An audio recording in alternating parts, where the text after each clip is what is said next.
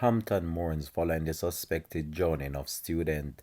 Hi again and welcome. This is Links Below 7 TV News Report, and we'll be right back with the full details to come. Welcome to Links 007 TV News Report, providing you with the best in local and international news updates. This is a place where you can get the most reliable and informative news information. Links 007 TV News Report. Welcome back and thanks for joining us. This is Links 007 TV News Report.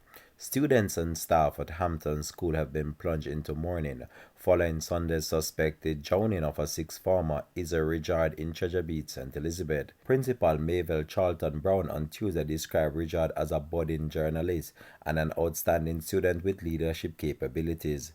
She was quite a leader and was involved in a number of clubs and activities. She actually launched one at the start of the academic year. She was involved in the 4-H Club, Debating and Journalism Society, of which she was the vice president, and she was also a member of the magazine committee, said Charlton Brown. She's very pleasant, quite polite, very socially aware, added the principal. According to a police report, about 2 p.m. on Sunday, 18-year-old Richard and relatives were swimming at Old Reef Beach, an area in Treasure Beach, St. Elizabeth, when she got into difficulties and was pulled into deep waters by a wave.